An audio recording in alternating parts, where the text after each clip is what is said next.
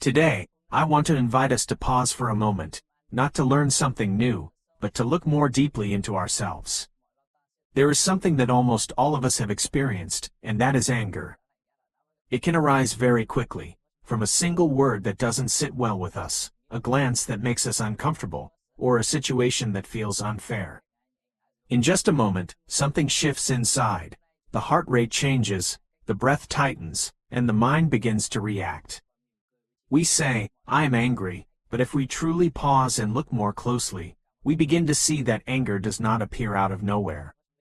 We often believe that anger comes from the outside, that someone did something wrong, that the situation is not right, that things didn't go the way we expected. But if we observe carefully, we begin to realize that no one can place anger inside of us. Others may speak or act, but the emotional response always happens within. This means anger is not something that is given to us. It is something that already exists, waiting for the right condition to arise. Like fire, without fuel a small spark cannot become a flame, but if there is fuel present, even the smallest trigger can ignite it. Our mind works in the same way. Within each of us are seeds of past hurt, dissatisfaction, and unresolved experiences. When something from the outside touches those seeds, they begin to activate. Most of the time, we do not see this deeper layer, we only see the result. We say, "That person made me angry," but if we look more deeply, we begin to understand that the person is only a condition, not the true cause. The real cause lies within us. As long as we do not see this clearly, we remain caught in a cycle, trying to change others, trying to control situations, believing that if circumstances improve, our anger will disappear. But life does not work that way. People come and go. Situations change. But if the seeds remain inside us, anger will continue to arise. This is not something to feel discouraged about. In fact, it is a doorway. Because if the cause were truly outside, we would have no power to change it. But if the cause is within, then transformation becomes possible. And that is where freedom begins. However, to begin, we need something essential, the courage to look. Most of us do not like to look at our anger. When it appears, we either express it outwardly or suppress it inwardly. But neither approach leads to understanding. When we express it, we harm others. When we suppress it, we harm ourselves. So today, I am not inviting us to do either. I am inviting us to simply observe. When anger arises, we do not need to act immediately. We do not need to speak or react. We only need to recognize, anger is present. In that moment of recognition, a space begins to form.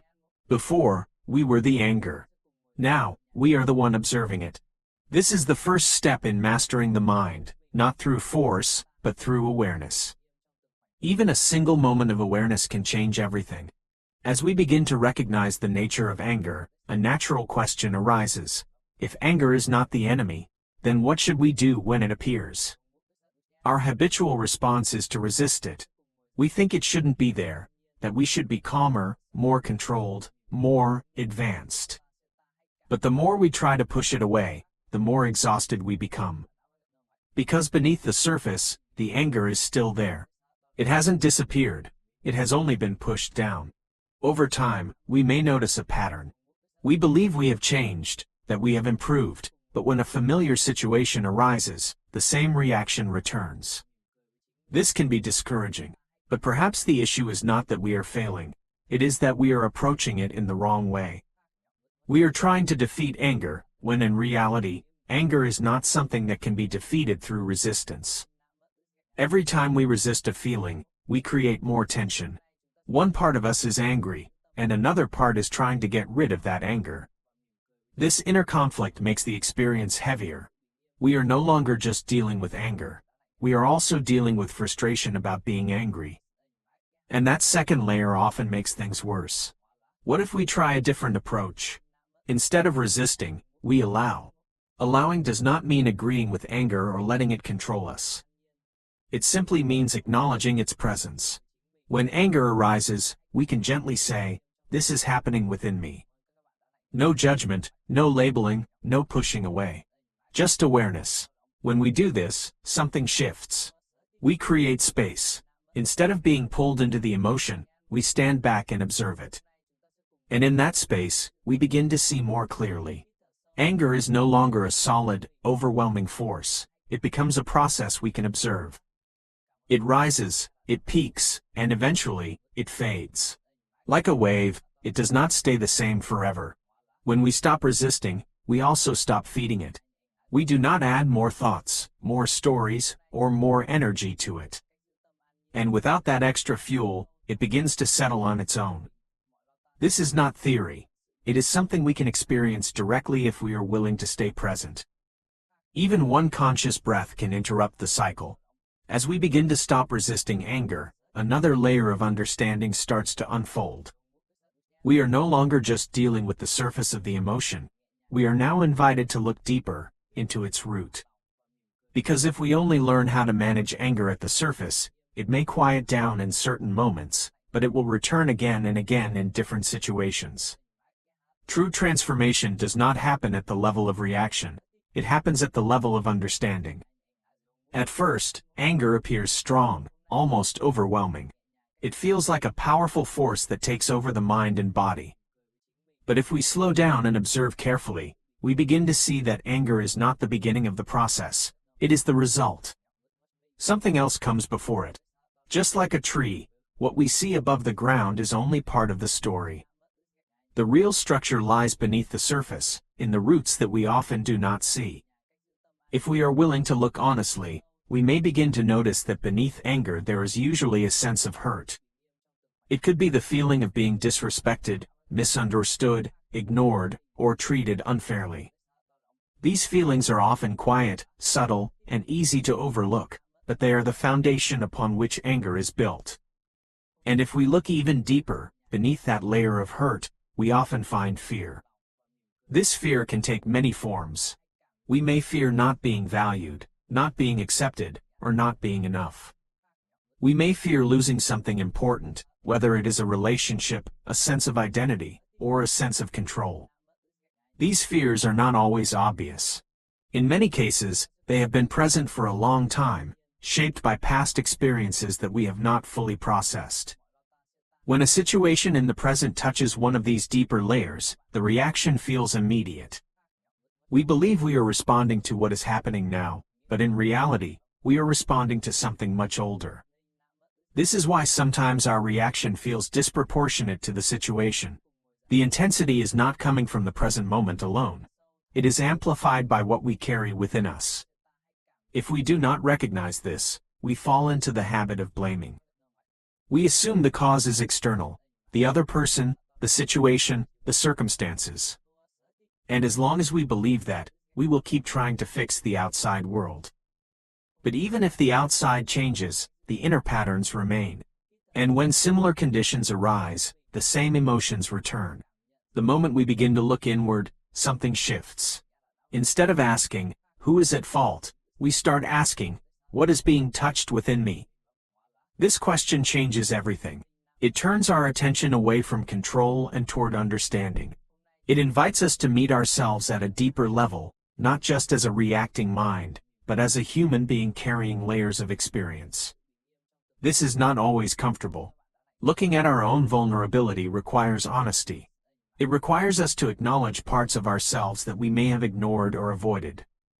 But this is also where real healing begins.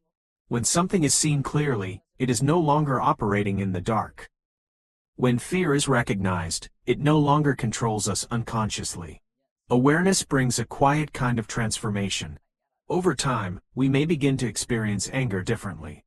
Instead of seeing it as something to get rid of, we begin to see it as a signal.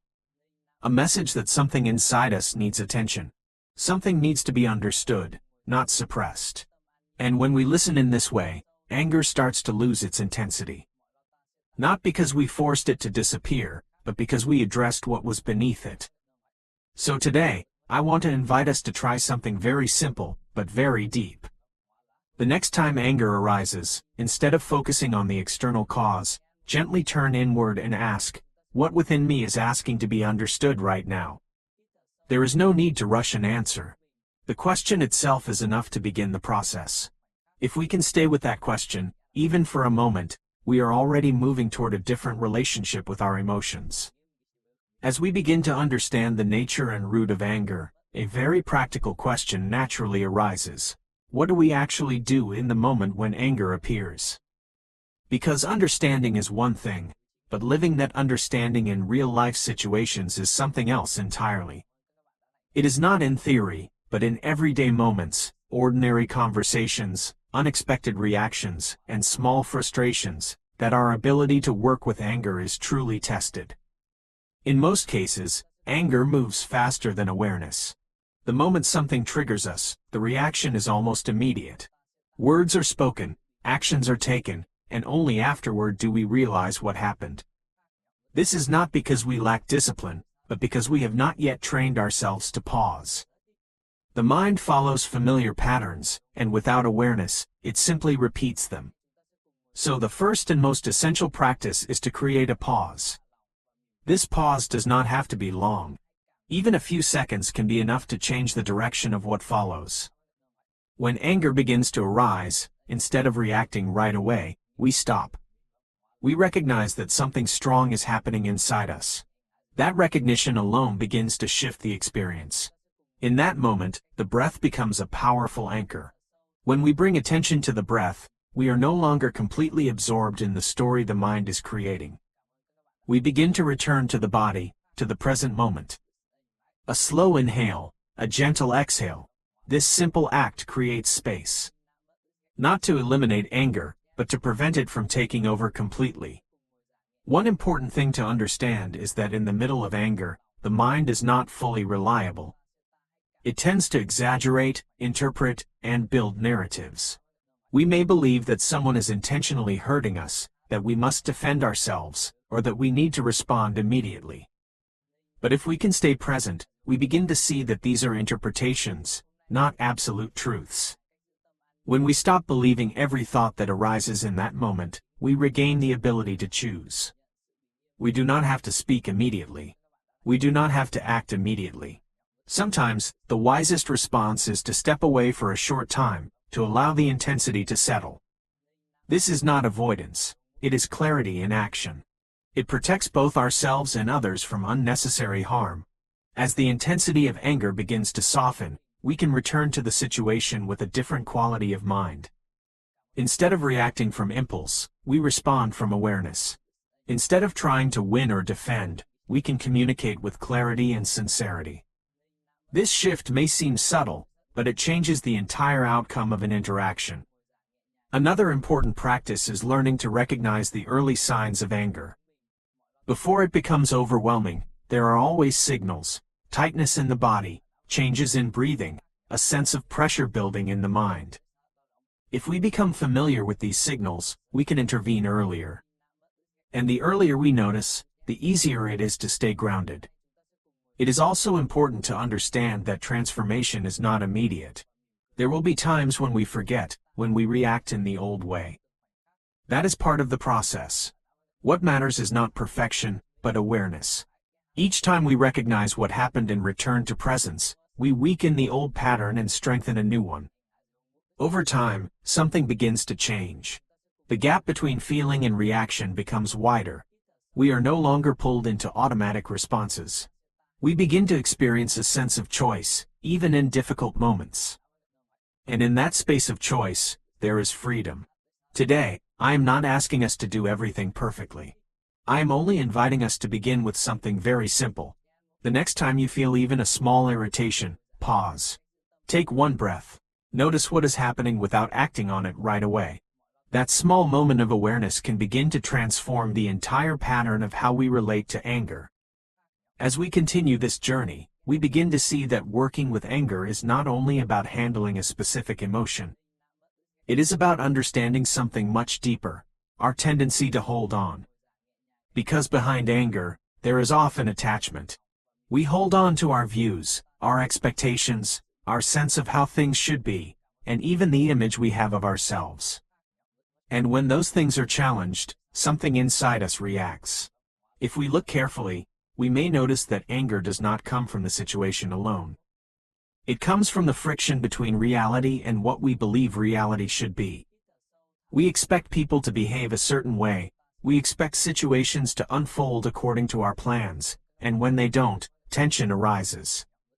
That tension, when it builds up, becomes frustration, and from frustration, anger emerges. This is where the idea of letting go becomes essential. Letting go is often misunderstood. It is not about giving up or becoming passive. It is not about ignoring what matters or pretending that nothing affects us.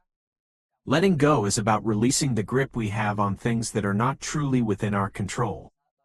We can still act, we can still speak, we can still express what we feel, but we do so without being attached to the outcome. When we are no longer attached to how things must turn out, something inside us relaxes. The mind becomes less rigid, less defensive, and more open. And in that openness, our responses naturally become more balanced. A very important part of letting go is learning to see through the illusion of control. Much of our stress and anger comes from trying to control things that cannot be controlled. We want others to understand us in a certain way, to respond in a certain way, to meet our expectations. But every person has their own perspective, their own experiences, their own internal world. When we insist that they must match ours, we create conflict, not only with them, but within ourselves. Letting go, in this sense, is not about withdrawing from life. It is about engaging with life more wisely. We recognize what is within our capacity, our actions, our words, our intentions, and we take responsibility for those. At the same time, we release the need to control everything else. This creates a kind of inner lightness that was not there before. Another layer of letting go involves the ego, the way we define ourselves.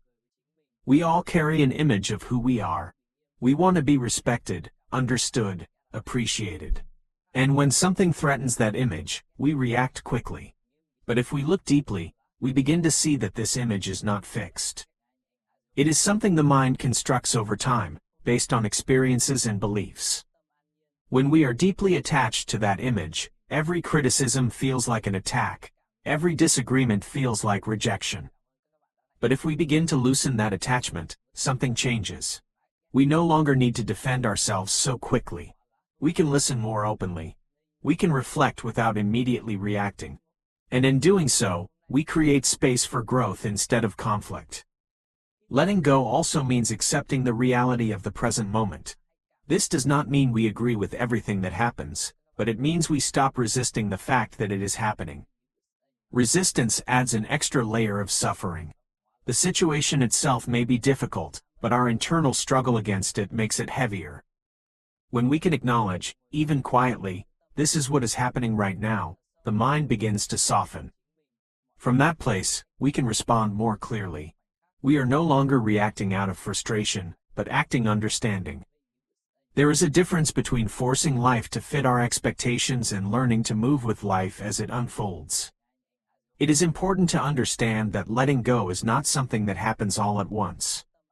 There are things we can release easily, and there are things we hold on to very tightly. That is natural. The key is not to force ourselves to let go, but to become aware of what we are holding on to. The moment we see it clearly, the grip begins to loosen. Over time, as we continue this practice, we notice subtle but profound changes. Situations that once triggered strong reactions no longer affect us in the same way. Not because life has changed, but because our relationship with it has changed. We are no longer holding everything so tightly. And in that loosening, there is freedom. Today, I want to invite us to reflect on something very simple. The next time you feel tension or irritation, pause and ask yourself, what am I holding on to right now? It could be an expectation, a belief, or a need to be right. Just seeing it is enough to begin the process of letting go. And as we let go, even a little, we begin to feel lighter, clearer, and more at peace. As we come to the end of this reflection, we begin to see that everything we have explored is not about becoming someone different, but about seeing more clearly who we already are. Working with anger, understanding its root, learning to pause, and practicing letting go. These are not separate techniques. They are all parts of a single movement, returning to awareness. When the mind is no longer constantly reacting, something very subtle begins to appear. At first, it may feel like a small sense of space. Situations that once triggered immediate reactions now feel different. There is a moment of stillness before anything happens. And in that moment, we are no longer being carried away by habit. We are present. This presence is not something we create. It is something we uncover. It has always been there, beneath the layers of reaction, fear, and attachment. When those layers begin to soften, what remains is a quiet clarity. It does not need to prove anything. It does not need to defend anything. It simply sees. From this place, emotions continue to arise, but they no longer dominate the mind. Anger may still come, but it does not take over. It appears, it is noticed, and it passes. Like clouds moving through the sky, it does not change the nature of the sky itself. And we begin to understand that we are not the passing emotions. We are the awareness in which they appear. One of the most important insights that emerges here is that peace is not something we achieve by eliminating difficulty. It is not dependent on perfect conditions or ideal circumstances. Peace is the result of not being disturbed by every change that happens. It comes from the ability to remain steady, even when things are uncertain or challenging. We often spend much of our lives trying to arrange the outside world in a way that makes us feel safe and comfortable. But the world is constantly changing. No matter how much we try to control it, there will always be uncertainty. When our sense of stability depends entirely on external conditions, we remain vulnerable. But when stability comes from within, something shifts. We are no longer shaken so easily. This does not mean we become indifferent or detached in a cold way. In fact, the opposite happens. When the mind is steady, we are able to respond to life with greater care and understanding. We listen more deeply, we speak more thoughtfully, we act with more awareness. Our relationships become less about reaction and more about connection. Another natural outcome of this process is patience. Not forced patience, but a quiet willingness to allow things to unfold. We understand that not everything needs to be resolved immediately. Not every discomfort needs to be removed right away. Sometimes, simply staying present with what is happening is enough for things to shift on their own. Over time, we begin to trust this process. We see that awareness itself has a transformative quality. The more we return to it, the less we are trapped by old patterns. And even when we fall back into those patterns, we recognize it sooner and return again. This returning is the path. It is important to remember that this is not about reaching a final destination. There is no point at which we can say, "Now I will never feel anger again." Life continues to present challenges, and emotions will continue to arise. But what changes is our relationship with them. We are no longer overwhelmed. We are no longer lost. In this way, peace is not something distant. It is available in very simple moments. In a single breath taken with awareness. In a pause before speaking. In the ability to notice without immediately reacting. These moments may seem small, but they are where true transformation happens. As we close, I want to invite us to carry one simple intention into our daily life. Not to be perfect, not to control everything, but to remember to pause. Even once in a day, when something stirs within us, we pause. We breathe. We notice. That is enough to begin. And from that small beginning, a different way of living slowly unfolds, one that is less driven by reaction, and more grounded in awareness.